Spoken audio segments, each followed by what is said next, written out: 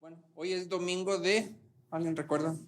Domingo de Resurrección. Hoy es el día en que todos nos acordamos de que Cristo resucitó.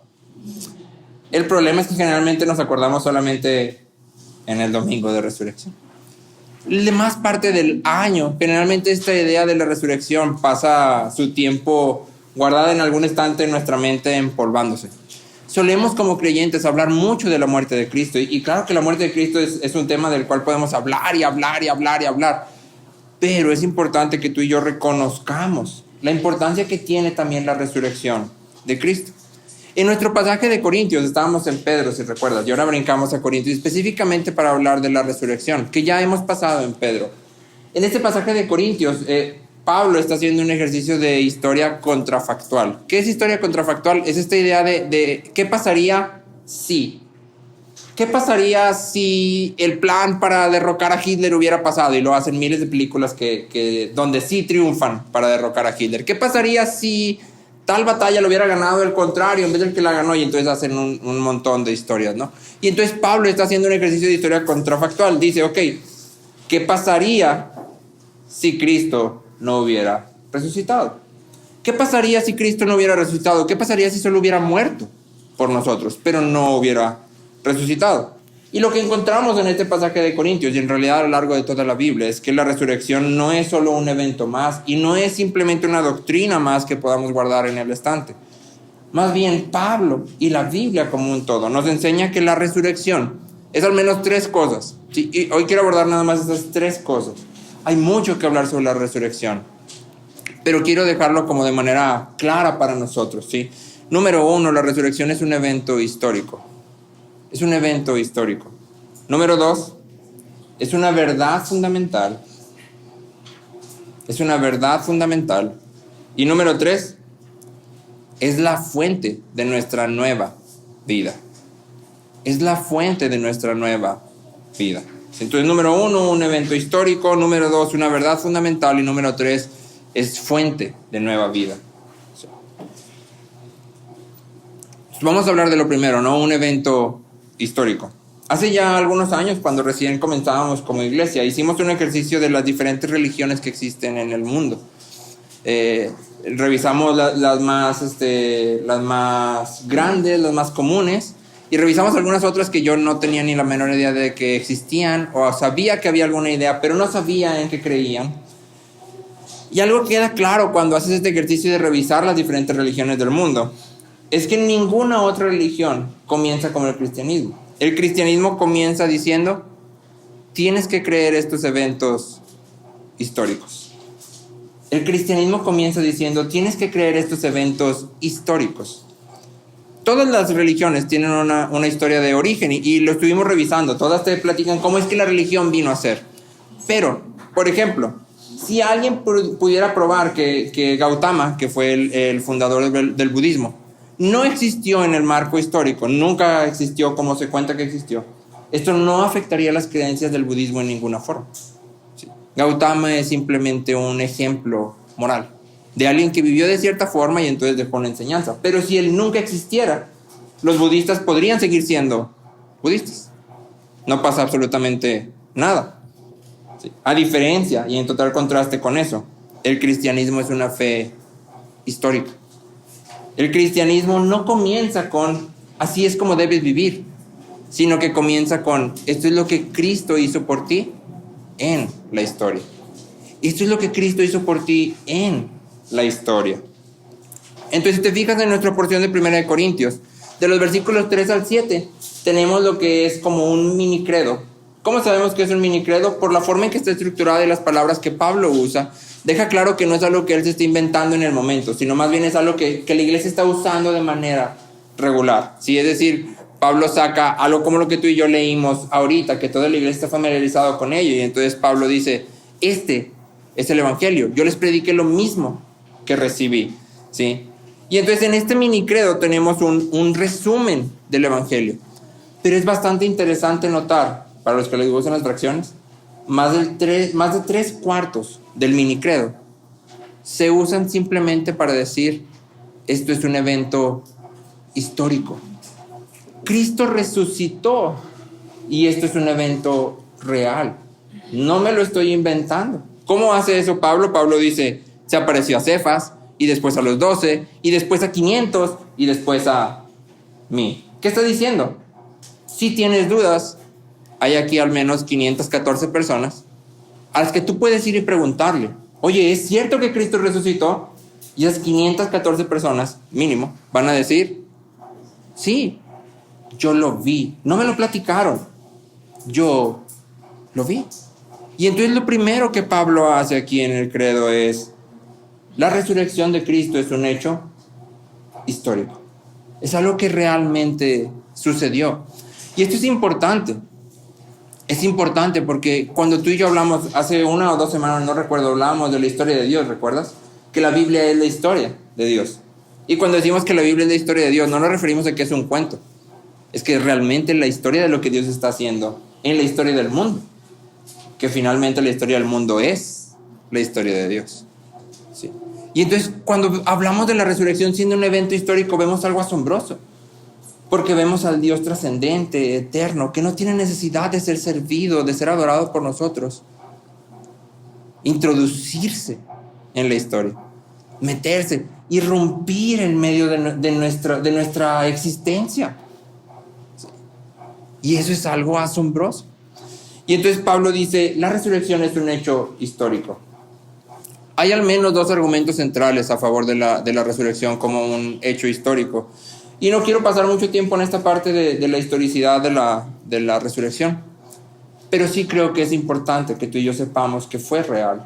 ¿Sí? Y además de que sepamos que fue real, que sepamos que nadie lo puede negar. Cualquier historiador que haga historia seria reconoce que sucedió. ¿Sí? Y hay al menos 2 argumentos para esto. Número 1, la tumba estaba vacía. Ese es el primer argumento. La tumba estaba vacía. ¿Sí? La tumba estaba vacía. La mayoría de los estudiosos aceptan este hecho. Al tercer día, tú vas a la tumba y en la tumba ya no hay nada. Porque tú dirías, bueno, pero pudiéramos creer que los judíos se robaron el cuerpo. Sería algo totalmente contracultural. Ningún judío en sus cabales hubiera sacado de la tumba el cuerpo de Cristo. Porque ser enterrado era un honor. Estar enterrado era un conferir honor, reconocimiento a la persona. Por eso José de Arimatea viene y dice, yo tengo una tumba, déjenme enterrar. ¿Sí? Ninguno de los apóstoles se hubiera atrevido a ir y a robar el cuerpo. Y aun si esto hubiera sucedido, seguramente se hubiera sabido. ¿Sí? Y recuerdas que en los evangelios leemos que quieren inventar esta historia. No, digan que se lo robaron. ¿Por qué no perdura la mentira? Porque es completamente ilógico. Nadie en sus cabales hubiera robado el cuerpo de Cristo. Y sin embargo, la tumba estaba vacía. ¿Sí? Y número 2, hay un gran número de testigos. Hay un gran número de testigos. Ahorita decía, hay al menos 514. ¿Sí?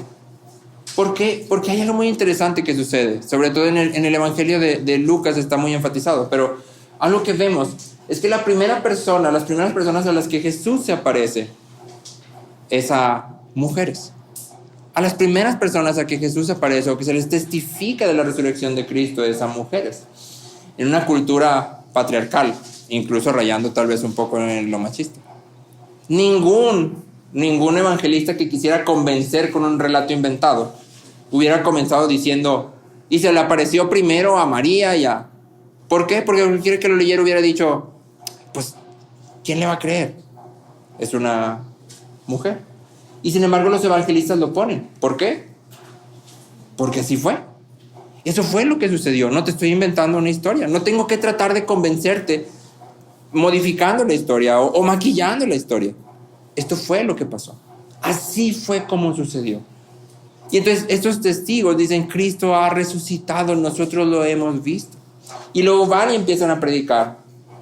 Y la mayoría, por lo menos de los 12 apóstoles, lo que sabemos, que no es mucho, pero la mayoría sabemos que murió de maneras crueles y dolorosas. Si tú te hubieras inventado una historia, tú te la inventaste, ¿estarías dispuesto a morir de la manera más dolorosa y tortuosa y cruel? Simplemente por decir, mi historia es verdad, sabiendo que no es verdad. Yo no. Yo podría tal vez mantener mi mentira si creo que me concede fama. Pero si no me concede fama, ¿para qué la quiero? Si no me concede gloria y sé que es mentira, ¿para qué la quiero? Si estoy a punto de morir, partido a la mitad, crucificado, echado a los leones, atravesado con lanzas, ¿por qué seguir en la mentira? Ah, bueno, pues porque no es mentira. Cristo ha realmente resucitado. Y estos testigos dicen, yo lo he visto. Yo lo he visto y por eso estoy dispuesto a morir con esta verdad. Sí, morir por esta verdad. N.T. Wright dice, en 200 años de escepticismo despectivo, nadie ha ofrecido otra explicación que pueda explicar satisfactoriamente cómo la tumba estaba vacía, cómo los discípulos fueron testigos de esto y cómo sus vidas y su perspectiva fueron totalmente transformadas. Nadie puede ofrecer otra explicación. ¿Por qué? Porque no hay otra explicación. Hay un libro muy interesante de un rabino judío que se dedica a la tarea, a la misión de probar que Cristo no es el Mesías esperado. Y el primer punto para hacer esto es probar que Cristo no ha resucitado. Al final de su libro, este rabino tiene que decir, bueno, no hay forma de decir que Cristo no ha resucitado, o sea, sí resucitó, pero yo de todas formas no creo que sea el Mesías. Pero no puede negar, ni aún con su no es, o sea, y te voy a probar que no es. Él de todas formas tiene que decir, resucitó. Es imposible negarlo, aun cuando no reconozco que sea Dios. No puedo negar el hecho de la resurrección. Y entonces es importante que tú y yo sepamos que este es un evento histórico real y que cualquier historiador que haga historia seria lo acepta. ¿Sí? No estamos creyendo en fábulas. ¿Sí? Entonces, número 1, la resurrección es un evento histórico. Número 2, la resurrección es una verdad fundamental. La resurrección es una verdad fundamental. No es algo que simplemente podamos ignorar. Y si lo negamos, en realidad destruimos mucho de lo que el Evangelio es. En realidad lo que Pablo dice es, si la negamos, todo se pierde. En los versículos 13 y 14 dice, si no hay resurrección de muertos, ni siquiera Cristo ha resucitado. Y si Cristo no ha resucitado, vana es entonces nuestra predicación y vana también la fe de ustedes. Si Cristo no ha resucitado, vana significa aquí inútil, inservible, hueca. Inútil es nuestra predicación e inútil es su fe. ¿Ves esa idea de Pablo ahí? ¿Sí? No es la presencia de la fe lo que nos salva, sino el objeto de la fe. No es simplemente tener fe, sino en qué tienes fe.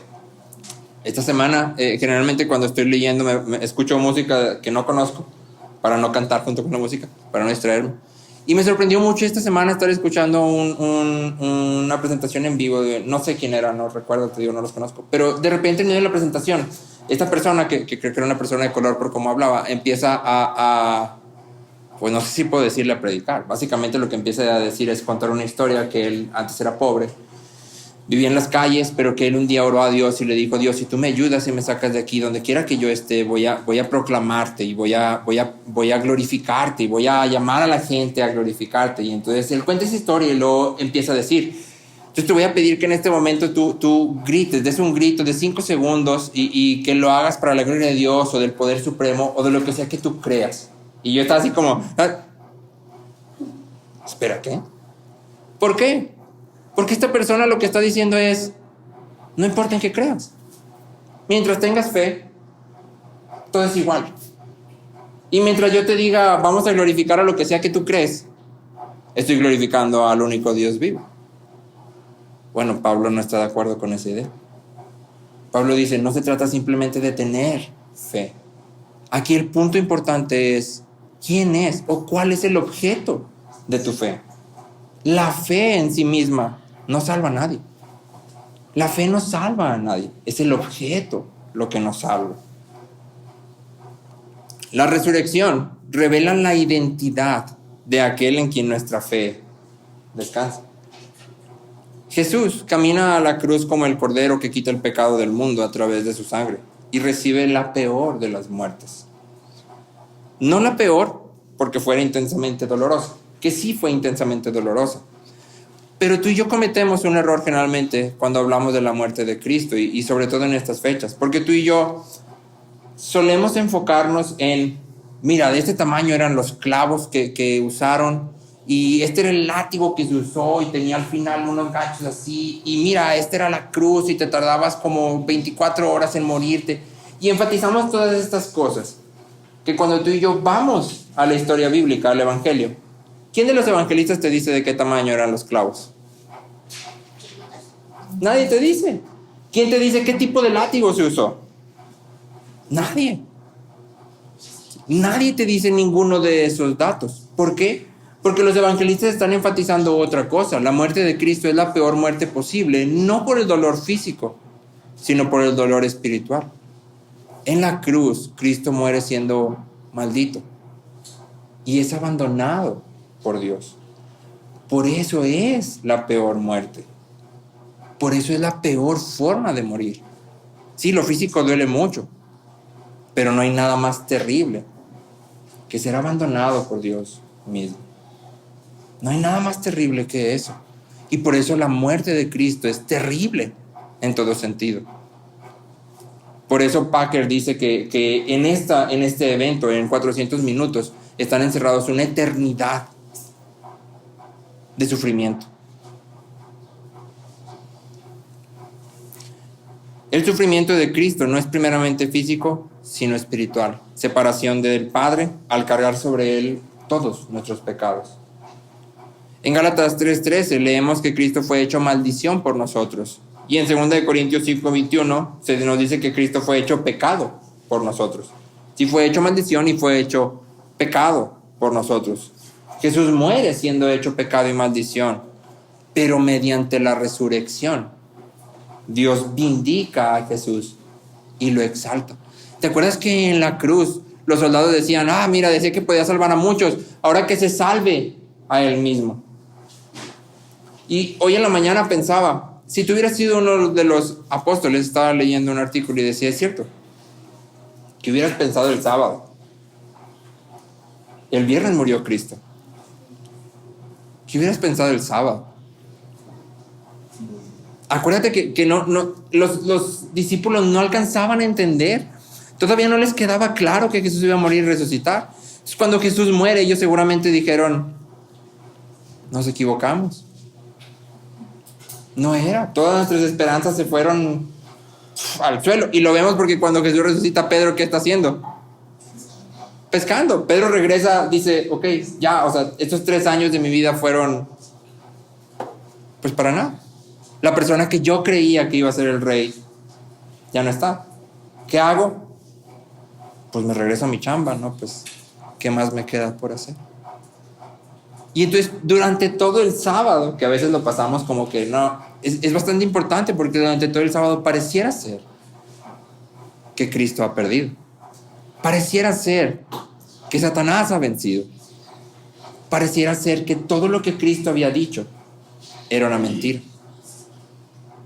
Pareciera ser que las autoridades del mundo, porque Poncio Pilato termina de hacer sus cosas y se va. Y Poncio Pilato está súper bien, te lo aseguro. Y los fariseos y los saduceos, y ellos no estaban sufriendo, seguramente estaban hasta celebrando. Ya la hicieron. Y sin embargo, cuando llegamos al domingo de resurrección, lo que vemos es a Cristo siendo exaltado, siendo vindicado. Romanos 1:4 dice, Cristo fue declarado Hijo de Dios con un acto de poder, conforme al Espíritu de Santidad, por la resurrección de entre los muertos. Nuestro Señor Jesucristo. Cristo fue declarado Hijo de Dios por la resurrección de los muertos. Es decir, cuando Cristo resucita, Dios está diciendo lo que ya antes había dicho. Este es mi Hijo. Él es el Hijo de Dios. Jesús no es un nombre cualquiera. Y entonces, todo lo que Jesús ha dicho tiene autoridad. Todo lo que Él ha dicho sobre Él mismo, todo lo que Él ha dicho sobre Dios, todo lo que Él ha dicho sobre las personas, esa es la verdad. Pero la resurrección no solo muestra que Jesús es el Hijo de Dios, sino que también muestra que es el verdadero Rey. y el Salvador que todos necesitamos. Te leo Hechos 5, versículos 30 y 31. Hechos 5, versículos 30 y 31. Es Pedro hablando y dice: el Dios de nuestros padres resucitó a Jesús, a quienes ustedes mataron y colgaron en una cruz. A él Dios lo exaltó a su diestra como príncipe y salvador. Dios lo exaltó a su diestra como príncipe y salvador, para dar arrepentimiento a Israel y perdón de pecados. Para dar arrepentimiento y perdón de pecados.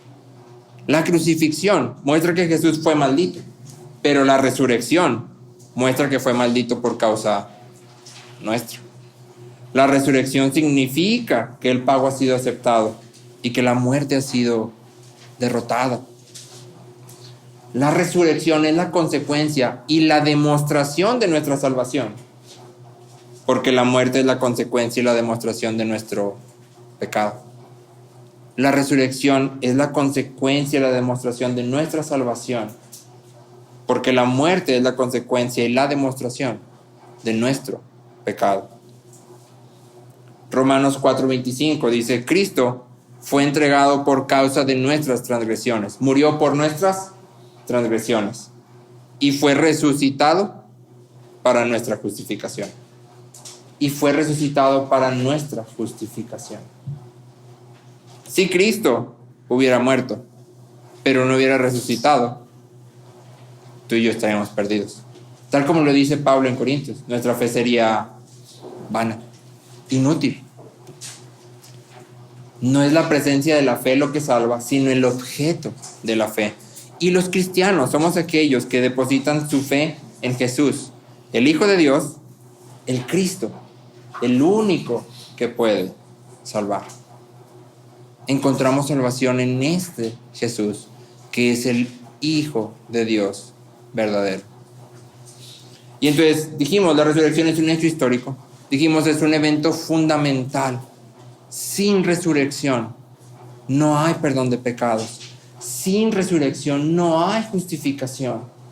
Sin resurrección estamos perdidos.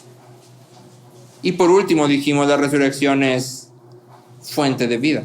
Es mucho más que solo un evento histórico, es mucho más que un evento fundamental. No sé si alguno de ustedes ha visto alguna vez la coronación de la reina Isabel II. ¿Sí?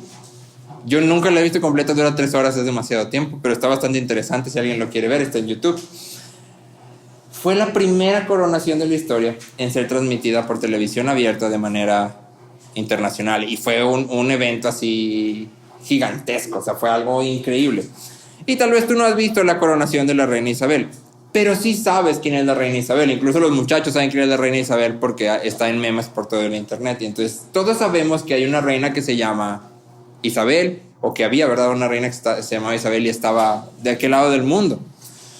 Ahora, te quiero preguntar, con este conocimiento en mente, todos sabemos que había una reina Isabel. ¿Alguna vez en tus 15, 20, 7, 8, lo que sea que tienes de vida, has estado frente a la tentación o has estado en alguna dificultad, en medio de una situación difícil, y has traído a mente la coronación de la reina Isabel II para fortalecerte? No, ¿verdad? Nadie piensa en eso y tú dices, por supuesto que no. Ok, te cambio un poco la pregunta. ¿Alguna vez has estado frente a la tentación o en alguna situación difícil y has traído a mente la resurrección de Cristo para fortalecerte? Porque generalmente solemos pensar mucho en su muerte. O si todavía estamos más atrás, solemos pensar mucho en lo que debemos de hacer. Y vamos a la Biblia como un libro de instrucciones. Estoy frente a la tentación y lo que recuerdo inmediatamente, y solo recuerdo eso, es: no debes de hacer esto. No debes de hacer esto. O estoy pasando por una situación difícil y recuerdo la Biblia y recuerdo: tengan por sumo gozo, como una orden. No, es que ahorita lo que debo tener es gozo. Y queremos producir el gozo a base de lo que entendemos malamente que es una orden tajante. Pasamos poco de nuestro tiempo en dificultades o frente a la tentación, meditando en la resurrección de Cristo. Pero a través del Nuevo Testamento nos encontramos una y otra vez con la resurrección de Cristo como aquello que debería de permanecer frente a nuestros ojos, como aquello que debería estar en nuestra mente en todo momento. Como acabamos de leer, no sé si recuerdas, en 1 de Pedro leímos que Él nos ha hecho nacer una esperanza viva mediante la resurrección de Cristo. Y hay una conexión ahí. Si Él nos ha hecho nacer mediante la resurrección de Cristo. La resurrección de Cristo es la fuente de nuestra nueva vida. Mediante la fe, tú y yo somos unidos a Cristo, de manera que su muerte es nuestra muerte y su resurrección es nuestra resurrección. Y entonces, en esta nueva vida que nace de la resurrección, y en esta nueva vida en la que tú y yo meditamos constantemente en la resurrección de Cristo, no solo en su muerte, sino en su muerte y resurrección, y que la contemplamos constantemente, hay al menos 4 cosas que deberían de ser transformadas en nuestra vida, al meditar constantemente en ella. ¿Sí? Otra forma sería, ¿qué significa nueva vida? Estas mismas 4 cosas es lo que una nueva vida implica. Número 1, nueva vida o vida a la luz de la resurrección significa nueva perspectiva. Una nueva perspectiva. Colosenses 3, del 1 al 3, dice, si ustedes pues han resucitado con Cristo, si has resucitado con Cristo, entonces busquen las cosas de arriba, donde está Cristo sentado a la diestra de Dios. Pongan la mira en las cosas de arriba, no en las de la tierra, porque ustedes han muerto y su vida está escondida con Cristo en Dios. Entonces, ¿te fijas la idea de Pablo aquí? Si has resucitado con Cristo, busca las cosas de arriba. Si has muerto con Cristo, pon tu mirada en las cosas de arriba. Y este cambio de perspectiva es un poco como el cambio de perspectiva que hay de estar soltero a estar casado y con hijos, que es como extremo. ¿Sí? De estar soltero a estar casado con hijos es como un cambio así. La vida cambia totalmente. Ayer trataba de hacer memoria así como, ¿qué cosas son cosas sencillas en mi vida que han tenido que cambiar y que yo he tenido que ser consciente de cambiar? Y pensaba en cosas muy sencillas como cuando yo estaba soltero, a mí las toallitas húmedas, ¿cuánto costaban? ¿Cuántas traía el paquete? ¿Y dónde estaban las toallitas húmedas? Me tenía muy poco ocupado. Yo no pensaba en toallitas húmedas. Está suficientemente gruesa, está demasiado delgada, está grande. Eso a mí me importaba un poco. Yo no tenía ni la menor idea de toallitas húmedas. Pero ahora que tengo hijas, todo el tiempo estamos, oye, ¿tenemos toallitas húmedas? Sí. Oye, las toallitas húmedas están en oferta, cómprate varias, Y luego estamos en la casa y ya nos vamos a algún lado y, oye, las toallitas húmedas que no te vayan a olvidar, Si tenemos las toallitas húmedas y tenemos una toallita húmeda en el baño de arriba, unas en el baño de abajo, unas para llevar en la camioneta, unas para... Sí. Es algo que he tenido que... Y no se dio automático, no nació mi niña y yo inmediatamente supe dentro de mí que iban a necesitar toallitas húmedas. Sí. No, tuve que ser consciente. Ok, aquí hay una niña y necesita ciertos cuidados. Entre esos cuidados necesitan las toallitas húmedas. Y entonces ahora todo el tiempo estoy pensando en toallitas húmedas. Todo el tiempo estoy viendo cuánto cuestan las toallitas húmedas, dónde están las toallitas húmedas, ¿sí? ¿Quién tiene las toallitas húmedas? ¿Cuántas toallitas húmedas nos quedan? Y si están en oferta o no. ¿Sí? Puedes pensar en muchas cosas, sobre todo si tienes hijos. Puedes tú relacionarte en muchas cosas que tu vida ha cambiado drásticamente. Es un mundo de diferencia. Para los muchachos solteros, si algún momento cruza por tu mente, es que mis papás no me quieren. No, ten por seguro que te quieren mucho, porque la vida cambia total y completamente, te aman. No somos perfectos como papás y muchas veces cometemos errores en la forma en que expresamos nuestro amor o nuestra disciplina, pero sin lugar a dudas somos conscientes de que nuestra vida tiene que totalmente y drásticamente cambiar. Y esta nueva perspectiva que Pablo presenta aquí es un poco como esto, un poco. ¿En qué? En el sentido de que tú y yo, cuando pensamos en la resurrección de Cristo, cuando meditamos en ella, es algo que debería transformar nuestra forma de ver el mundo. Pero no es automático. Tiene que ser consciente. Yo tengo que conscientemente, enfrente de las situaciones, pensar, ¿cuáles son las cosas de arriba? ¿Qué debería de estar buscando en este momento? En medio de la discusión, yo debería de preguntarme, estoy a punto de decir esto. ¿Lo voy a decir porque me quiero defender? Lo voy a decir porque estoy tratando de glorificar a Dios. Lo voy a decir por amor a la otra persona. ¿Por qué estoy queriendo decir lo que voy a decir? En medio de los abusos en el trabajo, yo debería de preguntarme, ¿cómo puedo glorificar a Dios y amar a mis prójimos? En medio de esto, ¿cuál sería la acción correcta? En medio de la escuela o de los estudios, yo debería de preguntarme lo mismo. ¿Cómo en medio de todo esto yo puedo glorificar a Dios y amar a mis maestros, y amar a mis compañeros, de manera que les esté sirviendo y apuntándoles a Cristo? Pero tiene que ser consciente. No es automático, tiene que ser algo que tú y yo hagamos. Y la pregunta aquí para ti y para mí es, ¿estás considerando tu situación a la luz de tu muerte y resurrección junto con Cristo? ¿Estás considerando tu situación, sea cual sea tu situación que estás viviendo, a la luz de tu muerte y resurrección junto con Cristo? Ahorita te citaba a Santiago, no tengan por sumo gozo. Pero Santiago no simplemente dice tengan por sumo gozo, sino que Santiago dice tengan por sumo gozo sabiendo que las pruebas producen aquello que queremos. ¿Sí? Finalmente la cadenita de Santiago dice producen semejanza a Cristo. En medio de las pruebas tú y yo vamos a ir siendo perfeccionados para parecernos más a Cristo. Por eso, estas son las cosas de arriba. Por eso yo regreso a la tribulación y a la prueba y puedo decir, puedo tener gozo en esto. Porque sé que hay un fin deseable, garantizado a través del Espíritu Santo. Por eso puedo evaluarlo así. Entonces, número 1, vida a la luz de la resurrección significa nueva perspectiva. Número 2, significa nuevos afectos. Te pregunto, ¿qué quieres tú en esta vida? ¿Qué quieres tú en esta vida? Como cristiano, ¿qué crees que deberías de querer? Porque tenemos una idea de lo que es un cristiano y entonces generalmente llenamos esa idea con concepciones nuestras. Malamente muchas veces no salen de la Biblia, pero está ahí. Entonces, como cristiano, ¿cuáles son las cosas que crees que deberías de querer en esta vida? A la luz de la resurrección, ¿qué deberíamos de desear? ¿Qué sería lo correcto desear? Te leo Filipenses 3, 10 y 11, te estoy leyendo en la NTV. Dice Filipenses 3, 10 y 11. Esto es lo que Pablo quiere, fíjate bien. Quiero conocer a Cristo y experimentar el gran poder que lo levantó de los muertos. Quiero sufrir con Él y participar de su muerte, para poder experimentar de una u otra manera la resurrección de los muertos. Entonces aquí hay 5 cosas que Pablo quiere. 5 cosas que Pablo quiere y que son un modelo perfecto para ti y para mí a la luz de la resurrección. Porque si te fijas, termina diciendo para poder experimentar de una u otra manera. Es decir, Pablo no está muy seguro en cómo es que va a suceder. Sabe que lo va a experimentar, pero no está muy seguro cómo es que va a suceder. Pero dice para poder experimentar la resurrección de los muertos. Sé que Cristo ha resucitado y yo voy a resucitar con Él. Y entonces Pablo dice aquí 5 cosas que yo quiero.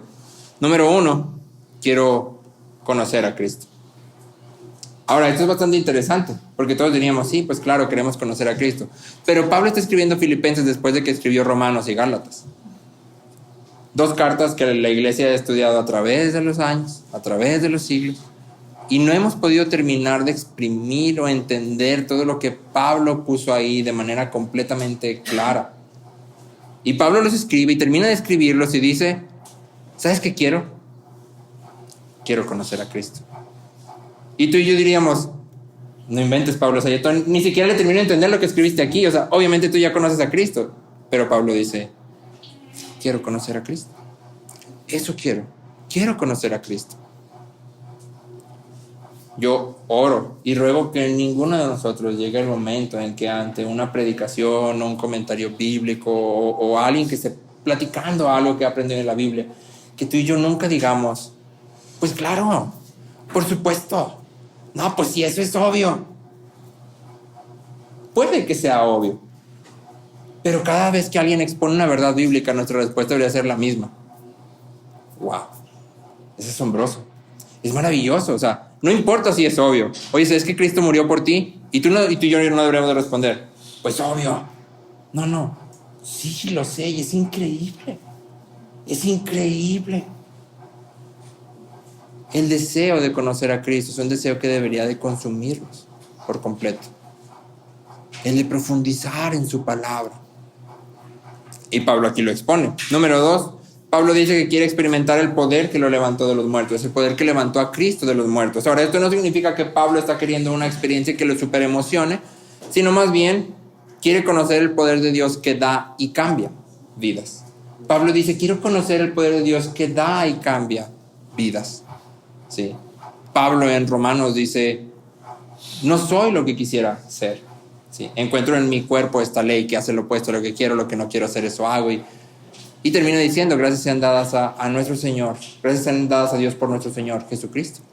¿Sí? Aún en Pablo hay una lucha y él dice, yo quiero seguir creciendo en gracia. Número 3, Pablo dice, y esta es la más padre, quiero sufrir con él. Es decir, quiero sufrir por glorificar a Dios y servir a otros.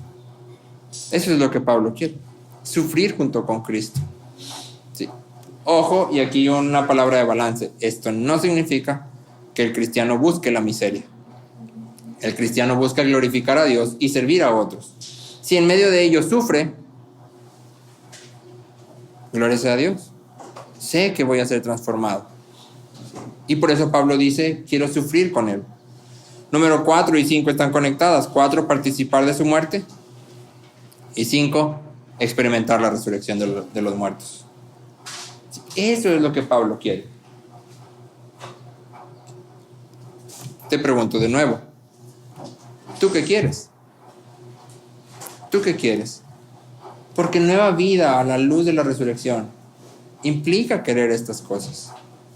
Implica que nuestro corazón ha sido transformado. Ya no busco fama, ya no busco reconocimiento, ya no busco riquezas.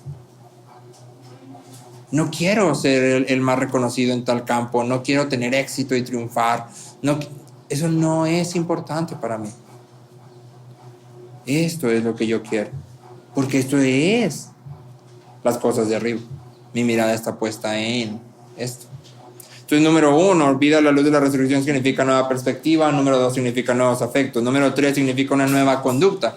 Obviamente, si la forma en que piensas y las cosas que quieres han sido transformadas, lo lógico es que tu conducta debería ser distinta. Si tu conducta debería ser distinta. Romanos 6, del 10 al 13, dice, Romanos 6, 10 al 13, porque en cuanto a que Él, Cristo, murió al pecado de una vez para siempre, pero en cuanto Él vive para Dios. Así también ustedes considérense muertos para el pecado, pero vivos para Dios en Cristo Jesús. Por tanto, si te consideras así, por tanto, no reine el pecado en su cuerpo mortal para que ustedes no obedezcan a sus lujurias, ni presenten los miembros de su cuerpo al pecado como instrumentos de iniquidad, sino preséntense ustedes mismos a Dios como vivos entre los muertos y sus miembros a Dios como instrumentos de justicia. Si has muerto y resucitado junto con Cristo, ahora todo tu cuerpo, no solo tu forma de pensar, no solo lo que hay en tu corazón, sino toda tu existencia, tiene un propósito: ser presentado como instrumento de justicia a Dios. Vivir, ser usado para la gloria de Dios. Más adelante en Romanos 12, si alguien quisiera leerlo después, Pablo en realidad ahonda en esta idea de qué significa presentar nuestros cuerpos como instrumentos de justicia. Tal vez tú y yo podríamos resumirlo, pero de manera demasiado resumida, en algo como manifestar amor genuino a los que nos rodean mediante el servicio sacrificial. Pudiéramos resumir la idea de presentarnos como instrumentos de justicia como mostrar amor genuino, manifestar amor genuino a los que nos rodean en servicio sacrificial. ¿Sí?